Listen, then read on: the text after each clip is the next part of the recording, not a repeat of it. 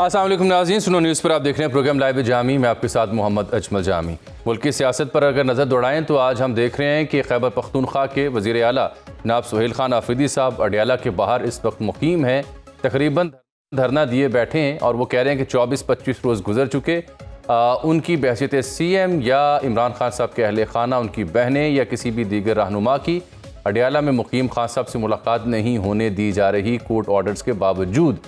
इस पे वो सरापा एहतजाज हैं। आज वो पुलिस एहलकारों से मुखातिब भी हुए, बड़े शाइस्ता लहजे में वो बात कर रहे थे कि हमें बताया जाए कि आखिर क्यों रोका जा रहा है कोर्ट ऑर्डर के बावजूद, लेकिन उनकी मुलाकात नहीं हो पा रही। इसी बीच हम देखते हैं कि फिर वो धरना देने पे मजबूर हुए बैठे हैं। इत्तला है कि वहाँ पे कारकुनान और दीगर लोग भी पहुँच रहे हैं। आखिर क्या वजह है कि कोर्ट ऑर्डर्स के बावजूद उनकी मुलाकात नहीं हो पा रही?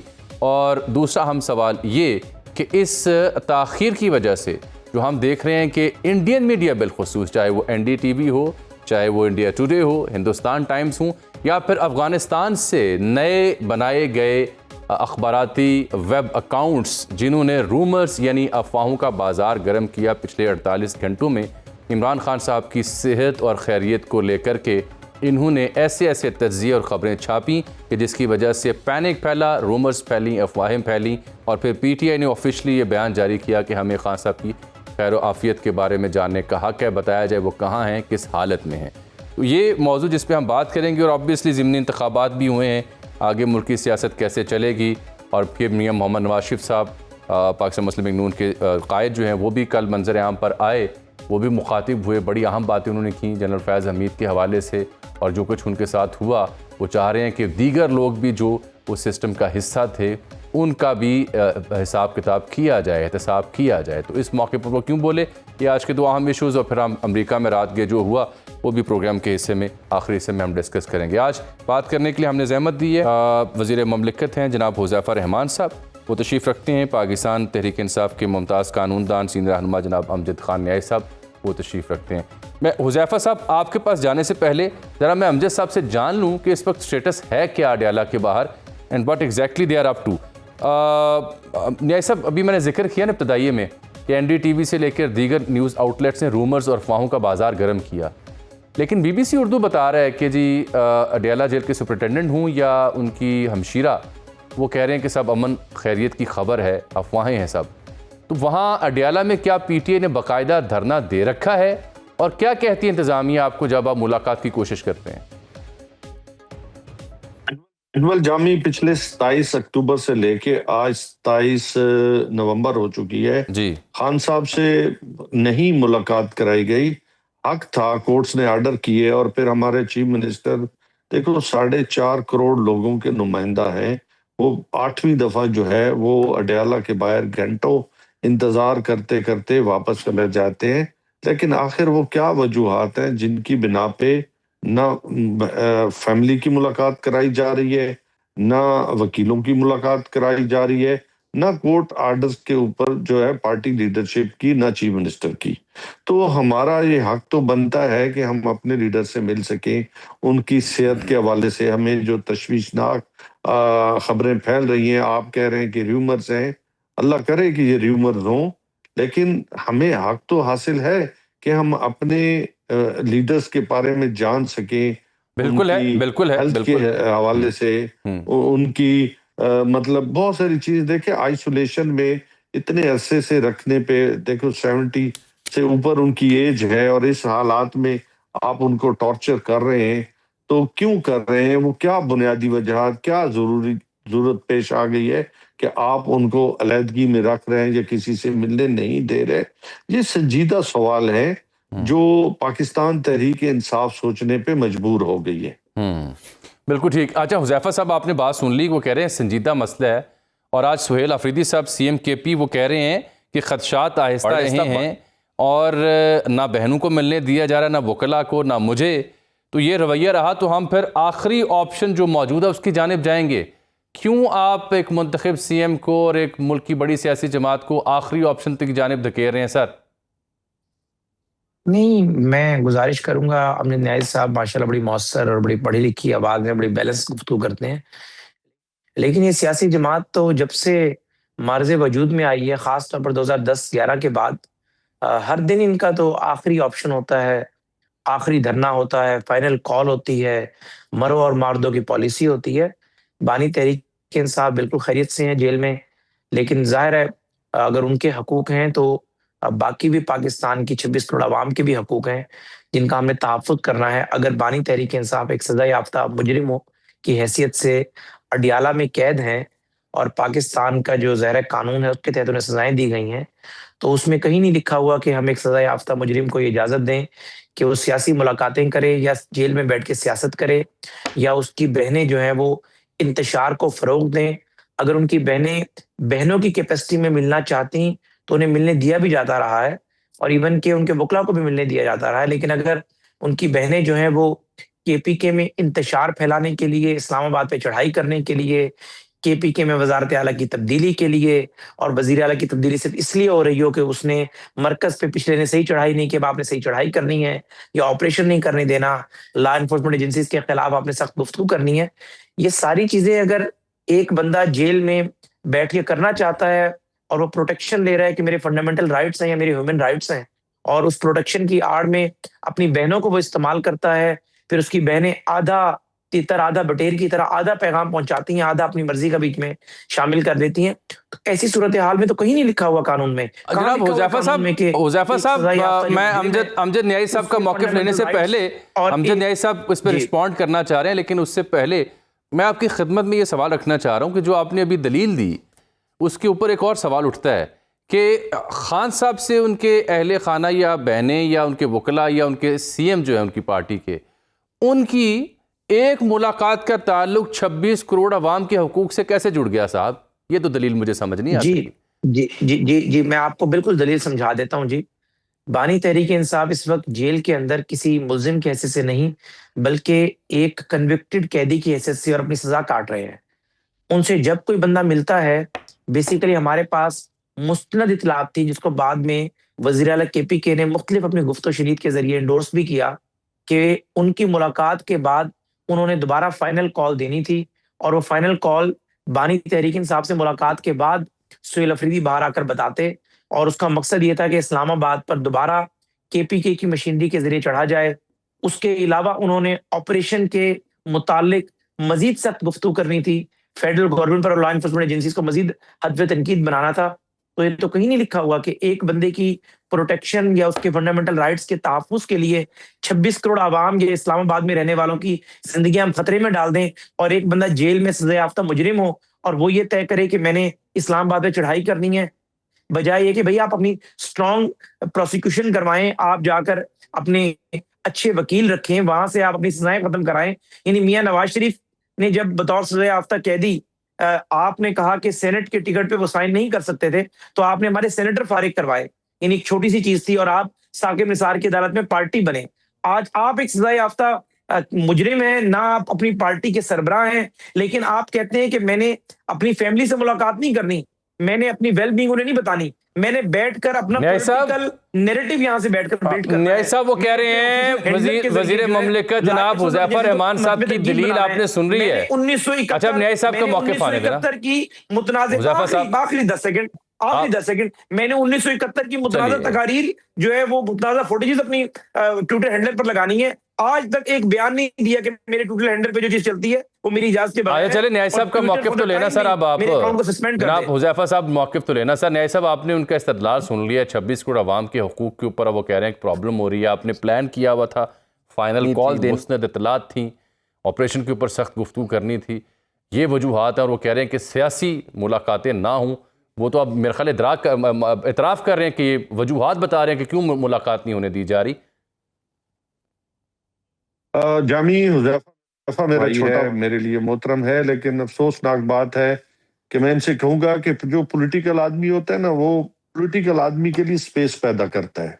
बदकिस्मती से स्पेस जो है वो कम की जा रही है। जहां पे कतारसिस डिबेट खत्म की जाए या उस प्रोसेस को रोका जाए, इससे कोई फायदा नहीं होना जमहूरियत का। जमहूरियत नुकसान में चली जाती है। आप देखें कि मियां नवाज शरीफ जब जेल में थे, उनको आधी कैबिनेट उनकी मिलने जाती थी, उनकी पॉलिटिकल पार्टी डेली घर से खाने जाते थे।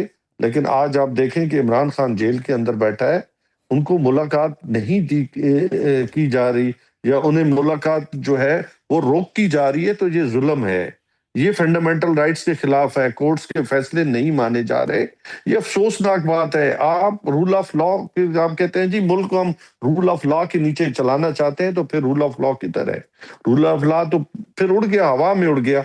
आप देखें कि हम न चढ़ाई के हक में हैं, न चढ़ाई करना चाहते हैं। हम पुरअमन प्रोटेस्ट के हमेशा से हामी रहे हैं, हामी हैं।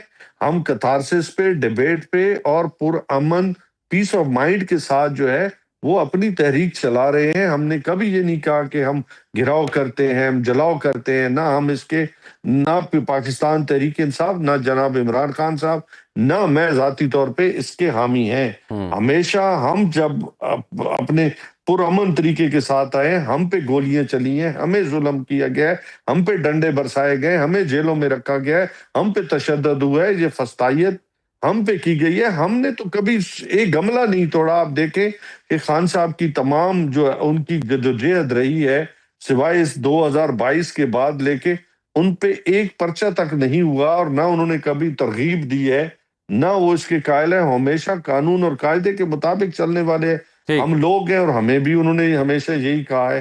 बात ये है कि अगर इनको कोई पता नहीं, भाम आ गए तो अलग बात है। ऐसी तो कोई बात नहीं थी जो ये करना चाह रहे हैं। देखें, खान की रिहाई के लिए तहरीक चलाना पाकिस्तान तहरीक इंसाफ का हक है। ठीक बात। हमारा पुरअमन प्रोटेस्ट करना पाकिस्तान तहरीक इंसाफ का हक है। डिबेट करना, कैथारसिस करना, जद्दोजहद करना, ये हमारा हक है। ये आईन देता है, पाकिस्तान का कॉन्स्टिट्यूशन देता है।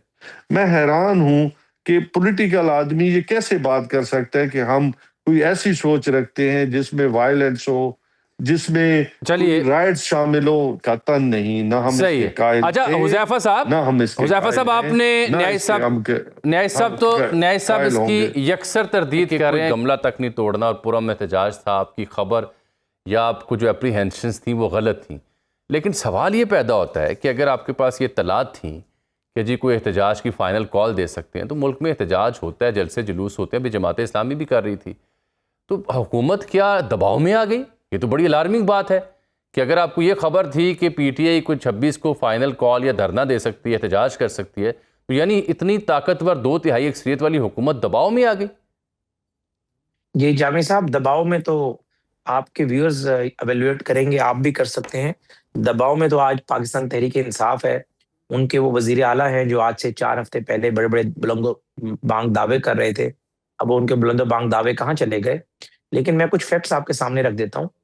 देखें, पहली बात तो ये है कि पाकिस्तान तहरीक इंसाफ ने 26 नवंबर 2024 को जो कुछ किया वो किससे ढका छुपा नहीं। केपीए की पूरी रियासती मशीनरी को आप लेकर आ गए। क्या पुरअमन एहतजाज ऐसे होते हैं कि पूरे एक सूबे की, मैं बीइंग डेविल्स एडवोकेट बात कर रहा हूँ, कि अगर पंजाब की पूरी फोर्स और इस्लामाबाद की पूरी फोर्स 26 नंबर पे मौजूद थी, आपने पूरी एक फोर्स को शिकस्त दे दी। क्या पुरअमन लोग ऐसे होते हैं? एहतजाज तो करने मौलाना फजलुर रहमान के साथ हम पीडीएम में आए थे, एक गमला यहाँ नहीं टूटा था। इवन के इसके अलावा जब भी इस्लामाबाद में बेनजीर भुट्टो ने धरना दिया, कभी कोई गमला नहीं टूटा। इन्होंने तो हमेशा 9 मई हो, 26 नवंबर हो, या उससे पहले जब जब इवन के 2014 में पीटीवी के ऊपर अटैक कर दिया, फुटेजेस आपके पास मौजूद हैं। आपने तब लाइव रिपोर्टिंग्स की, आप जिस चैनल में मौजूद रहे उसकी, अपने इस चैनल के को कहें, इनके पास भी आर्काइव में चीजें मौजूद होंगी। सुप्रीम कोर्ट के आपने जंगले तोड़ दिए। बेसिकली या तो आप ये कहेंगे जी हमारा अनब्लेमिश्ड कैरियर है, अनब्लेमिश्ड हमारा माजी है, आप मुझ पर इल्जाम लगा रहे हैं, तब तो बात ठीक है। अगर चले आप ये कहें जी अब हमारा किबला दुरुस्त हो गया, तब भी ठीक है। वजीर आला केपी के कल मफामत की बात करें, पुरअमन एहतजाज की बात करें, मैंने जगह भी देंगे, इनकी मुलाकातों में आसानी भी पैदा करवाएंगे। अच्छा हुजैफा साहब, चूंकि वक्त की किल्लत है, मैं जरा दो और मौजूद भी हैं। काफी टाइम दिया है साहब को, मुझे मुकम्मल करने दे। अब मैं, मेरी गुजारिश है बड़ी, मैं आपसे किबला, आपसे सवाल है, हाँ बस इसको मैं मुकम्मल कर लूं। अर्ज ये कि बानी तहरीक इंसाफ ने आज तक कोई एक पैगाम बता दे मुझे 2.5 साल में जो उन्होंने दिया हो जेल से, जिससे मफामत की खुशबू आती हो, कभी मुज़ाकरात की बात को उन्हें एनकरेज किया हो। अच्छा, वो मुफाहमत की खुशबू से मुझे याद आ गया कि ओह सर जी, हुजैफा साहब, आप चूंकि जो नून लीग के कायदीन, उनकी बड़ी क़ुर्बत आपको है, मैं देख रहा था एक जगह आपने ये भी कहा है कि अगर इस्टेब्लिशमेंट के साथ कोई इख्तलाफ हुआ तो शहबाज साहब इस्तीफ़ा देंगे, इख्तलाफ आगे नहीं बढ़ाएंगे। लेकिन फिर हम देखते हैं आपके कायद जो है नवाज शरीफ साहब, वो भी कल मंजर आम पर आते हैं। जनरल फैज़ के अलावा दीगर जो लोग हैं उनका एहतसाब का वो मुतालबा करते हैं। सवाल मेरा ये है कि 2/3 अक्सरियत से हुकूमत आपकी है, आइनी तरामीम आप पे दर पे किए जा रहे हैं, तो आपके कायद कह रहे हैं कि फैज़ साहब के अलावा दीगर जो लोग थे खान साहब को लाने वाले, उनका एहतसाब होना चाहिए। किसने रोका है और किसका एहतसाब करना चाहते हैं आप? जी, मैं बिल्कुल बताता हूँ किनका एहतसाब करना चाहता हूँ, लेकिन चूंकि आपने मेरे एक इंटरव्यू के जो है सिर्फ एक उसका हिस्सा आपने बयान फरमाया। पहली बात तो ये, वो भी हमारे भाई हैं, यूट्यूबर व्लॉगर हैं। उन्होंने अपना एक व्लॉग किया मेरे साथ, उसमें उन्होंने मुझसे 4 मरतबा पूछा, लेकिन ज़ाहिर इंटरव्यू में उन्होंने एक ही दफ़ा लगाया सवाल कि अगर कोई कॉन्फ्रंटेशन का माहौल हो या अगर किसी बात पर इख्तलाफ हो जाए तो क्या होगा? 4 दफ़ा मैंने 3 दफ़ा अवॉइड करके चौथी दफ़ा मैंने उन्हें कहा अच्छा। कि शहबाज साहब दलील पर यकीन रखते हैं, पाकिस्तान की तारीख के एक ताकतवर वज़ीर आज़म है, फील्ड मार्शल साहब और उनका एक इंतहाई मिसाली ताल्लुक है, और सुपरमेसी जो है वो वज़ीर आज़म की ही है, लेकिन वज़ीर आज़म साहब दलील पर यकीन रखते हैं। लेकिन अगर आप बार-बार मुझसे पूछ रहे हैं तो शहबाज साहब की ज़िंदगी इस नौयत की है कि वो कभी कॉन्फ्रंटेशन पे यकीन नहीं रखते। अगर इख्तलाफ, जो कि आप कह रहे हैं कि मुझे नहीं लगता कभी ज़िंदगी में उनका हो सकता है, लेकिन अगर आपकी बात को मैं बार-बार जब आप रिपीट कर रहे हैं, अगर ऐसी नौबत आ जाए तो शहबाज साहब ग्रेस से जो है वो अच्छा। इख्तलाफ के बजाय या कन्फ्रंटेशन के बजाय घर जाने को तरजीह देंगे। उनकी अच्छा किया आपने उसका मौले वकूफ बयान कर दिया। ना कि किसी स्पेसिफिक केस की बात कर रहा था, मैं शहबाज साहब की शख्सियत का अहाता कर रहा था। ओके, अब मेरे पास वक्त कम है, जरा कायदे मोहतरम जो आपके हैं उनके। आपने मियां नवाज शरीफ साहब का बताया, बिल्कुल जी, मियां साहब ने बिल्कुल ठीक कहा। मियां साहब ने बेसिकली ये समझते हुए कि मिन हैसुल कौम हमारी शॉर्ट टर्म मेमोरी है, उन्हें याद कराया कि जो शख्स आज सिविल बालादस्ती की बात कर रहा है, जो सुपरमेसी ऑफ डेमोक्रेसी की बात कर रहे हैं, बेसिकली वो किनका सहूलतकार था, फैज हमीद ने उसके लिए क्या क्या किया, 2014 में वो किनके कंधों पे, वो तो तफसील लंबी है ना हज़रत, वो तो एक लंबी तफसील है। मेरा सादा सवाल है, सादा, वो कहता था कि सर सादा सवाल, सर सादा, सर हुज़ैफा साहब सादा सवाल 2/3 अक्सरियत से तरामीम पे तरामीम आप कर रहे हैं, हुकूमत आपकी है, प्राइम मिनिस्टर आपके, पंजाब आपके पास, सिंध बलूचिस्तान आपके इत्तेहादियों के पास। मेरा एक बहुत ही आजिज़ाना सवाल ये है कि सबके बावजूद आपके कायदे मोहतरम फैज साहब के अलावा और किसका एहतसाब चाह रहे हैं और किससे डिमांड कर रहे हैं? हुकूमत आपकी है, करे ना।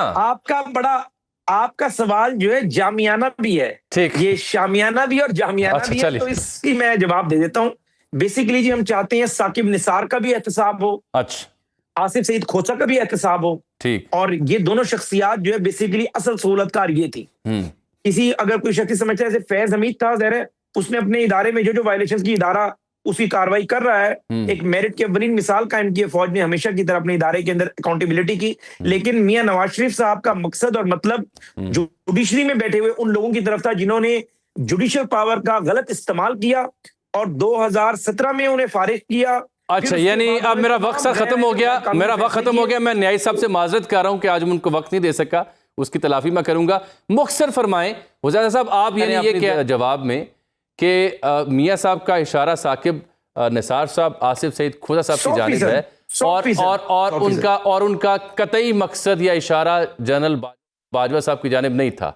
नहीं, जनरल बाजवा, देखिए, जनरल बाजवा साहब आर्मी चीफ थे। हमारा जो उनसे ग्रीवेंस ये जरूर था जो मियां साहब ने ग्रीवेंस जिक्र इतना कर दिया, लेकिन असल सहूलतकारी तो फैज हमीद ने जुडिशरी के लोग करते रहे। चलिए, जनरल कमर जावेद बाजवा की तरफ कोई बहुत शुक्रिया जनाब। आज वक्त की किल्लत और मैं जाती तौर पर माजरत खाऊं न्यायी साहब से। न्यायी साहब, मेरा तलाफी आपसे इंशाल्लाह रहेगी क्योंकि ये बड़ा अहम मौजूद छिड़ गया, तो वज़ीर मुमलिकत साहब से मैंने कहा सवाल के जवाब ये ले लूँ। आपकी बहुत मेहरबानी, आप दोनों ने प्रोग्राम के लिए वक्त निकाला। नाज़रीन, यहाँ एक छोटी सी ब्रेक। प्रोग्राम में एक बार फिर से आपको खुशामदीद कहते हैं। 2 बड़े अहम मामलात हैं जो इंटरनेशनली जिनकी डेवलपमेंट हमें सामने आई पिछले 24 घंटों के दौरान। हम आपको इस सिलसिले में वाशिंगटन DC भी लिए चलेंगे। प्रोग्राम के अगले हिस्से में अनवर इकबाल साहब वहाँ से बराह रास्त हमें रिपोर्ट करेंगे what exactly has happened there. National guard के 2 एहलकार शदीद ज़ख्मी हुए। अफगान शहरी ये निकला रहमानुल्लाह जिसने ये फायर किया, जिसके बाद अमरीकी सदर हूँ, अमरीकी रियासत हो, अमरीकी हुकाम हूँ, उन्होंने अफगानिस्तान के बारे में अपना जो मतम नज़र है वो खुल के बयान करना शुरू कर दिया है। रिपब्लिकन्स जो कि इमिग्रेशन के ख़िलाफ़ थे, बिलखुसूस जो बाइडन दौर में हुई, उसको लेकर के वहाँ बहस हो रही है। लेकिन साथ हम देखते हैं कि पैरेलल अफगानिस्तान की सरजमीन से उठने वाले सोशल मीडिया अकाउंट्स पाकिस्तान की सियासत के हवाले से रूमर्स यानी अफवाहें फैलाते हैं, चाहे वो इमरान खान साहब का मामला हो या पाकिस्तान अफगानिस्तान के ताल्लुकात या पाकिस्तान भारत के ताल्लुकात हों, और उसमें फिर ऐड ऑन कर रहा है भारतीय मीडिया भी, NDTV हो या हिंदुस्तान टाइम हो या हम देख रहे हैं इंडिया टुडे, बल्कि बरखा दत्त जैसी सीनियर सहाफ़ी भी इस अफवाहों के बाज़ार में खूब झूठ बेच रही हैं और मुसलसल बेच रही हैं। फिर मैंने देखा भी ऑक्सफोर्ड यूनियन का एक मुबाहिसा था, वहाँ साबिक जो पाकिस्तान के chairman joint chief of staff committee रहे जनरल ज़ुबैर महमूद हयात वो मौजूद थे, हिना रबानी खर साहिबा मौजूद थीं और डॉक्टर मोहम्मद फैसल वहाँ मौजूद थे एक मुबाहिसे के लिए ऑक्सफोर्ड में, और वहाँ पे भारतीय वफ्द उनको फेस करने, उनसे मुकालमा करने की हिम्मत नहीं कर सका और ये भारतीय वफ्द वहाँ से राह फरार इख्तियार करने पर मजबूर हुआ। इन मामलों पर बात करने के लिए हमने ज़हमत दी है, हमारे दो बड़े मुस्नद पैनलिस्ट हैं, पढ़े लिखे और कम्पिटेंट ओपिनियन मेकर्स हैं, अहमद अल अरबी और मोहतरमा डॉक्टर मरियम फातिमा साहब। आप दोनों को खुशामदीद कहते हैं प्रोग्राम में। अहमद, सबसे पहले ये ऑक्सफोर्ड में क्या हुआ है? जनरल ज़ुबैर थे वहाँ पे और हिना रबानी खर साहिबा थी, चूँकि रिसेंटली अनफोल्ड हुई है स्टोरी तो आप नज़र रखे हुए थे, क्या बना? भारत क्यों नहीं टिक सका वहाँ पे? देखिए, thank you so much Jami साहब। इसमें जो ऑक्सफोर्ड यूनियन की डिबेट होती है वो एक क्रेडिबल डिबेट होती है, पूरी दुनिया में देखी सुनी जाती है, और इंडिया की जो इंफॉर्मेशन वॉरफेयर का इनका मैकेनिज्म और फ्रेमवर्क था वो हमेशा से ये डिपेंड करते हैं एको चैम्बर्स की क्रिएशन के ऊपर। आपने इनके टॉक शोज से लेकर इनके बाकी भी जो सोशल मीडिया अकाउंट्स हैं, ये जो डिफरिंग ओपिनियन होती है, ये डिबेट्स को ये जनरली वैसे ही अवॉइड करते हैं। There is a reason why Narendra Modi पिछले 10 साल से 12 साल से जो हुकूमत में पावर में आए, इसने प्रेस कॉन्फ्रेंसेस और ओपन क्वेश्चंस बहुत कम लिए हैं, हमेशा से प्लांटेड इंटरव्यूज और उस तरह की चीजों की तरफ ये जाते हैं। सो ऑपरेशन सिंदूर के बाद इन्होंने अपना पॉलिसी ये दी थी कि हमने इंटरनेशनल, जैसे नरेंद्र मोदी UNO नहीं जा रहा, वो डिफरेंट कंट्रीज जहां पे वो ये कहता है कि अमेरिकन प्रेसिडेंट या इस तरह के जो भी इंडिया के बयानिए के खिलाफ बात करने वाले लोग मौजूद हैं, जब उनसे इंटरेक्शन का इसको खौफ होता है तो ये उसको अवॉइड करता है। तो generally general Indian leadership, political leadership और मिलिट्री लीडरशिप वैसे ही अवॉइड कर रही है इंटरनेशनल डिबेट्स को और ये सब कुछ। ऑक्सफोर्ड के अंदर एक बहुत इंपॉर्टेंट फैक्टर, एक तो इनका जनरल जो पॉलिसी है वो ये है कि हमने किसी को जाने नहीं देना।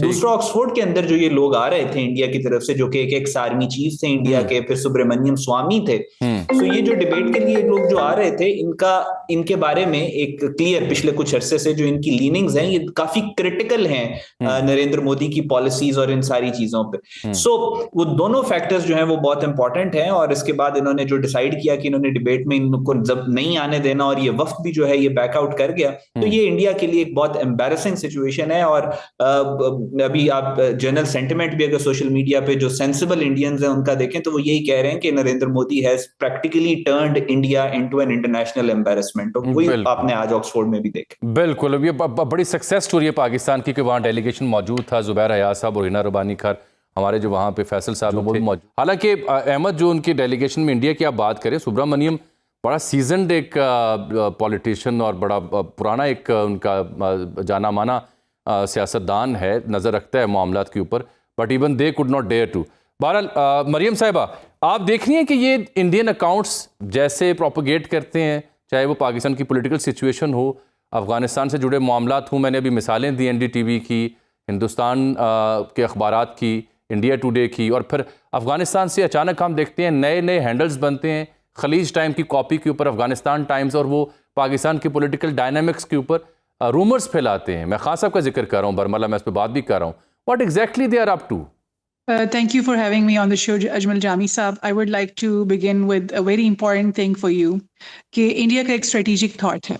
स्ट्रेटेजिक थॉट के अंदर जो है, मैं बार बार ये जिक्र इसलिए करती हूँ कि हर सवाल घूम फिर कर वहीं पर आ जाता है। इसको कहते हैं कुतुलियन स्ट्रेटेजिक थॉट, और इसको वो चांकियन आइडियोलॉजी भी कहते हैं, जिसमें 3 तरह की वॉर्स होती हैं, जिस थॉट के मुताबिक इंडियन गवर्नमेंट को या कोई भी किंग या स्टेट्समैन होता है, उसको ये मशवरा देते हैं चांकिया साहब कि आपने 3 तरह की वॉर्स अपने दुश्मन, और जो कि उनको लगता है कि उनके तमाम जो एडजेसेंट नेबरहुड में जो कंट्रीज होती हैं, नेबरिंग कंट्रीज, उनमें 3 तरह की वॉर जो है उन्होंने प्रमोट करनी होती है in order to be successful. तो पहली तो जो है कन्वेंशनल वॉर है, जो कि सरहदों के ऊपर होती है। दूसरी प्रॉक्सी वॉर है जो कि India is waging against us through the Taliban government and BLA को भी सपोर्ट करके। एंड थर्ड उन्होंने बात की silent warfare. Silent warfare is basically psychological operations. Psychological operations के तहत डिसइंफॉर्मेशन फैलाई जाती है ताकि आपका जो एनिमी है उसका मोरल डाउन हो, सोशल कोहेजन खराब हो, पॉलिटिकली जो है वो पोलराइज्ड हो, एथनिक लाइंस के ऊपर डिविजन्स हों और अपने स्टेट की जो हमारी आइडियोलॉजी है हम उसके साथ अलाइन ना हो और उसको लेजिटिमेट ना समझें। सही। सो बेसिकली पाकिस्तान के खिलाफ ये जो ऑपरेशनल जो हाइब्रिड किस्म की वॉरफेयर है इंडिया की तरफ से, जिसमें साइकोलॉजिकल ऑपरेशंस भी हैं, इसको इंफॉर्मेशन वॉरफेयर भी कहते हैं, डिसइंफॉर्मेशन भी कहते हैं, ये सब का सब जो है इंडिया जो है काफ़ी अरसे से इसके ऊपर फोकस किए हुए हैं। ये उन्होंने थ्रू आपने सोशल मीडिया की बात की, जो उनकी IP और सर्वर्स हैं वो डिटेक्ट हो जाते हैं, they are working from India, but otherwise as well जब से जो है मनमोहन सिंह की गवर्नमेंट थी, इंडिया ने इंफॉर्मेशन वॉरफेयर एकेडमिकली भी की है। पूरी दुनिया में डिप्लोमेट्स गए, उनके एकेडमिक्स गए, उन सब ने पाकिस्तान के खिलाफ एक there was this spree of misinformation about Pakistan, और उन्होंने बार बार अटैक किया पाकिस्तान को as a terrorist state. Economically बिल्कुल जो है हमें बहुत वीक शो किया। ये शो किया कि हम सोशली जो है बहुत ज़्यादा डिविजिव पॉलिटिक्स का शिकार हैं। एथनिक लाइंस के ऊपर हम लोग डिवाइडेड हैं और हम लोग सेक्टेरियन लाइंस के ऊपर डिवाइडेड हैं। So basically they have tried to project Pakistan as a failed state. ठीक। आपने बरखा दत्त का जिक्र किया, उसके बारे में मैं आपको एक और पॉइंट बताना चाहती हूँ कि बरखा दत्त साहिबा इस वक्त कम्प्लीटली मोदी सरकार को जो है उनकी ही लाइंस के ऊपर काम करती हैं।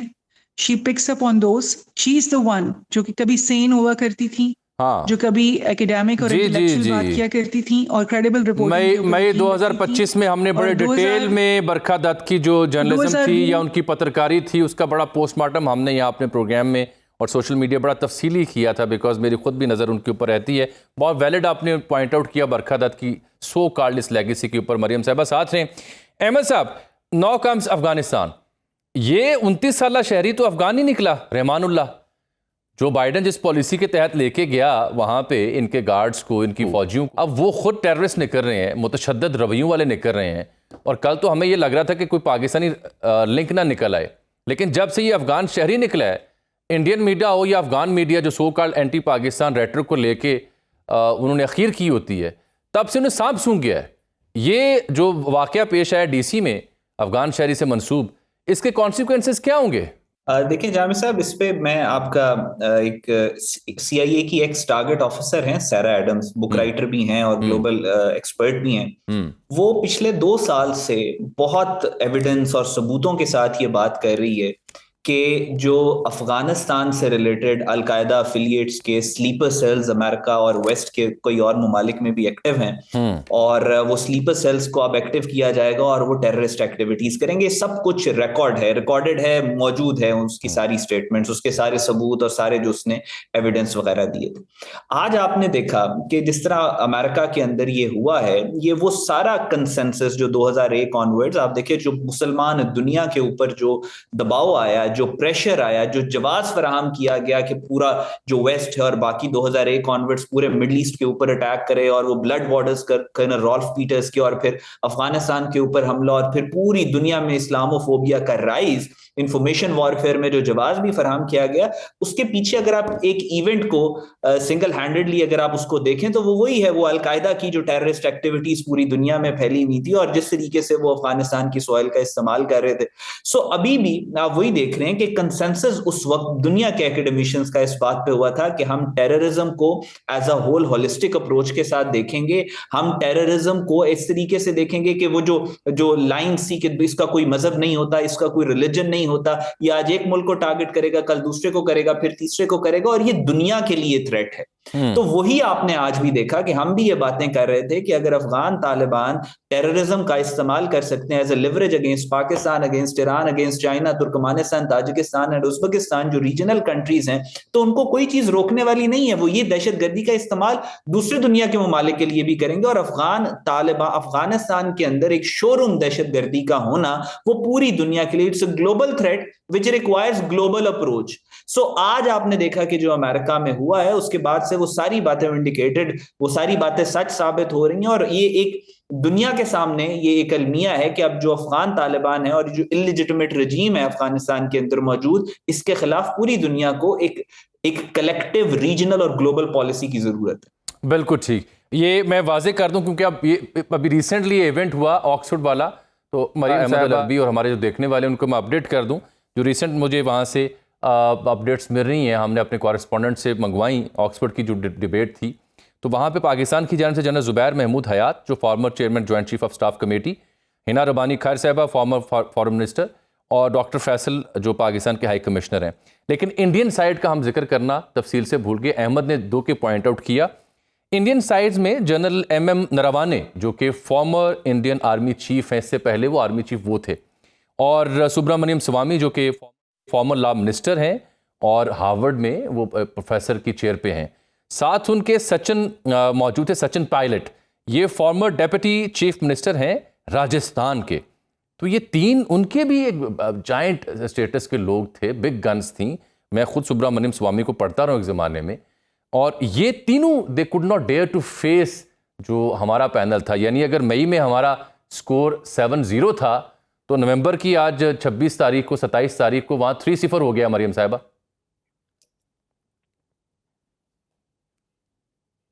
Thank you for giving me this update.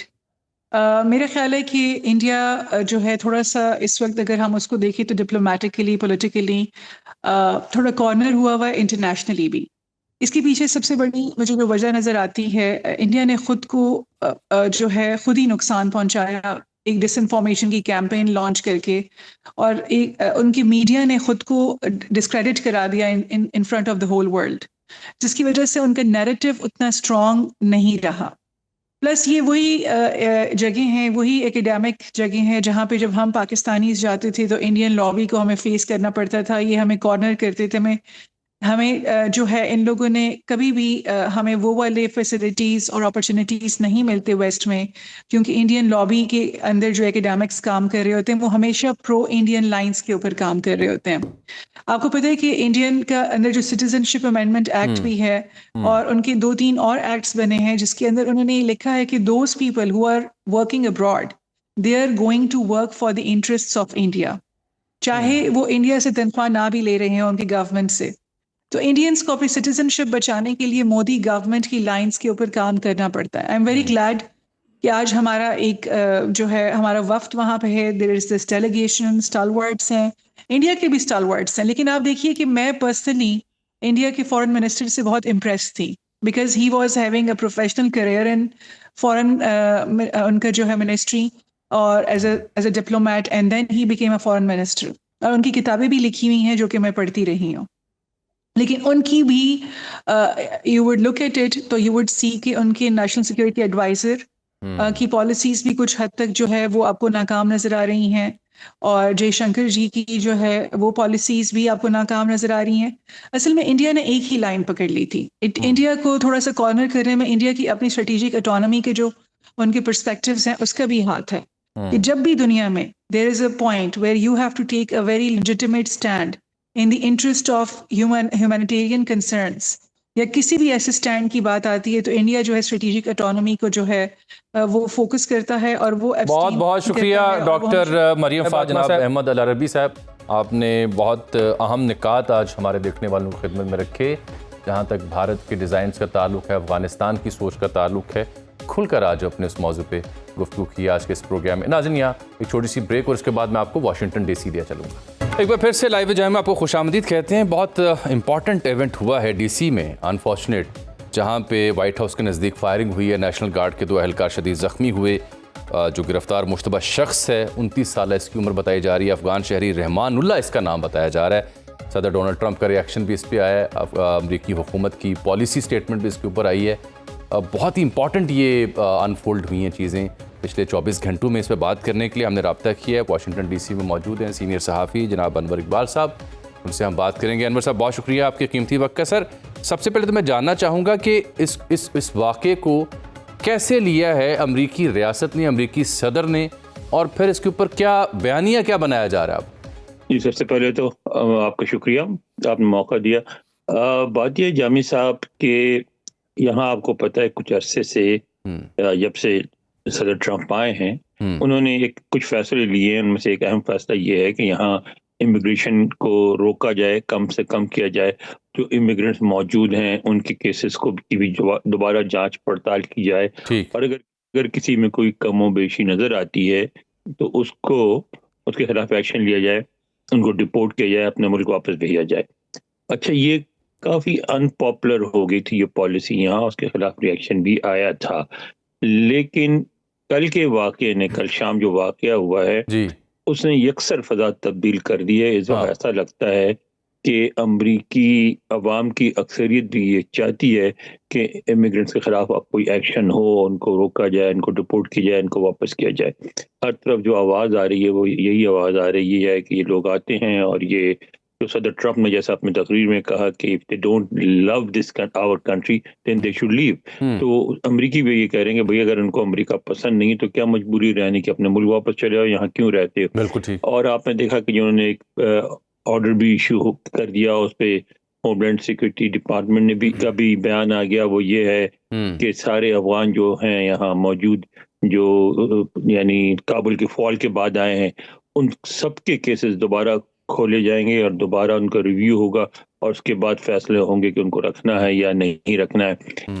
और जिनका प्रोसेस में था ग्रीन कार्ड या जिनका परमानेंट रेजिडेंस वगैरह, वो भी सारा रोक दिया है उन्होंने इसको, और कहा यह जा रहा है कि उनका भी दोबारा रिव्यू होगा और उनमें से भी बहुत से लोगों को डिपोर्टेशन का सामना करना पड़ेगा। तो इस वक्त फिर मुसलमान भी जरा डरे हुए हैं, क्योंकि बहरहाल वो मुसलमान है, अफगान भी मुसलमान होते हैं और मुसलमानों के खिलाफ भी रिएक्शन आएगा।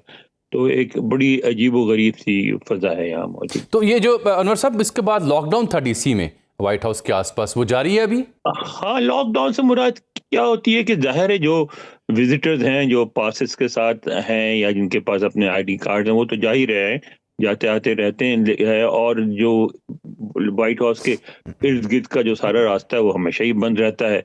तो लॉकडाउन का ऐलान हो गया है, लेकिन लॉकडाउन तो हमेशा ही रहता है। व्हाइट हाउस ज़ाहिर गुजरगाह पे नहीं है, सारी सड़कें वहाँ जाने वाली पहले बहुत अरसा पहले 9/11 के फौरन बाद बंद कर दी गई थी। तो वो तो सेक्लूडेड है वो व्हाइट हाउस पहले से। जो कोई भी फर्ज इस तरह नहीं जा सकता बगैर बगैर पास के, बगैर किसी आईडी कार्ड की, जो कि यानी कोई इसका अगर कोई व्हाइट हाउस में काम ना हो तो नहीं जा सकता। तो वही सिलसिला जारी है, उसको अब आप लॉकडाउन कह लें। हाँ, इर्द गिर्द जो है कोई नेशनल गार्ड लगा दिए, लेकिन असल तो व्हाइट हाउस तो टारगेट नहीं था। तो व्हाइट हाउस से थोड़े फासले पे ये वाकया हुआ है।